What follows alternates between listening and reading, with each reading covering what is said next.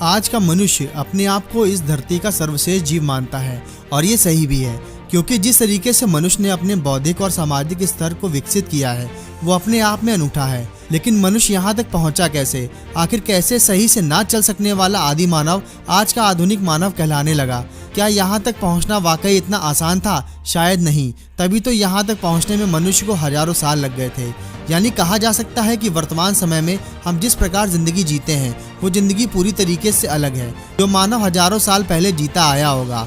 आज से तकरीबन 20 लाख साल पहले यानी पाषाण काल का वो वक्त जब मानव जंगली पशुओं के बीच जंगलों में रहा करता था, 4 पैरों पर चला करता था, खाने की तलाश में इधर उधर दिन भर भटकता था। रात होने पर जानवरों से खुद के बचाव के लिए वो पेड़ों के ऊपर चढ़कर रहता था। धीरे धीरे ठंड और बरसात से बचने के लिए उसने गुफाओं का सहारा लेना शुरू कर दिया था।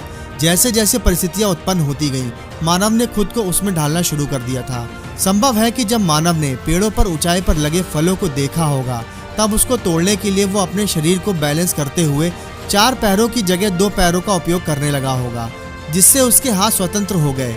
उसका उपयोग वो धीरे धीरे किसी चीज को खोजने, पकड़ने और उठाने में करने लगा होगा। फिर धीरे धीरे वो समय भी आया जब मनुष्य अपने 2 पैरों का उपयोग चलने और अपने दोनों हाथों का उपयोग काम करने के लिए करने लगा होगा। इस तरीके से मनुष्य ने धीरे धीरे शारीरिक परिवर्तन होते गए। यकीनन जब वह 2 पैरों पर खड़ा होने लगा तो वो अधिक दूरी तक देखने लगा होगा।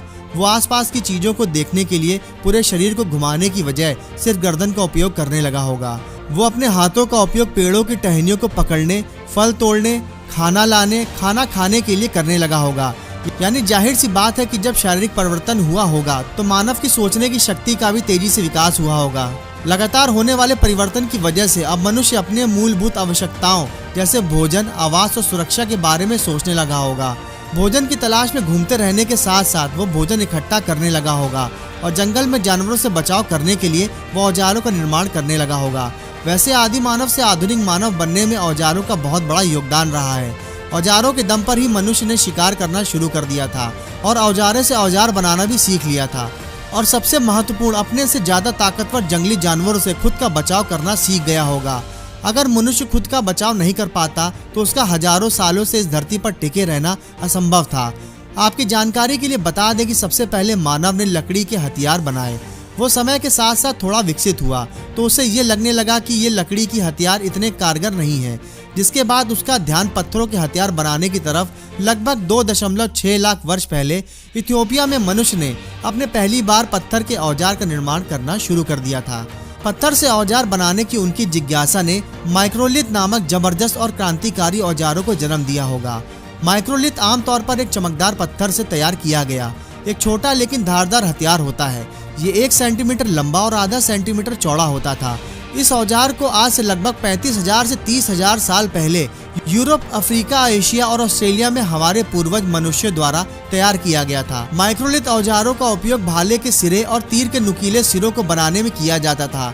शिकार के परिप्रेक्ष्य से तैयार किए गए माइक्रोलिथ औजारों को मानव द्वारा काफी लंबे समय तक शिकार के लिए इस्तेमाल किया जाता था। आपको बता दें कि पाषाण काल के अंतिम चरण को नवपाषाण युग कहा जाता है। 7000 ईसा पूर्व का ये समय मुख्यतः धरती पर खेती की शुरुआत और पत्थरों को तराशते हुए हथियारों और औजारों के उपयोग के लिए प्रसिद्ध था। इस काल में लोगों ने घिसे और पॉलिश किए पत्थरों के साथ साथ हड्डियों से बने औजारों के माइक्रोलिथ ब्लेड का निर्माण करना सीख लिया था। ब्लेड नामक इस औजार को पत्थर के कोर को घिसकर नुकीला करके तैयार किया जाता था। समय के साथ साथ उन्होंने कुल्हाड़ी, छेनी भी बनाए और औजारों के निर्माण से मनुष्य के समय की बचत होने लगी थी। शिकार करना आसान हो गया था और खुद का बचाव करना भी आसान हो गया था, जिससे मनुष्य अब अन्य स्तरों पर भी विकास करने लगा था।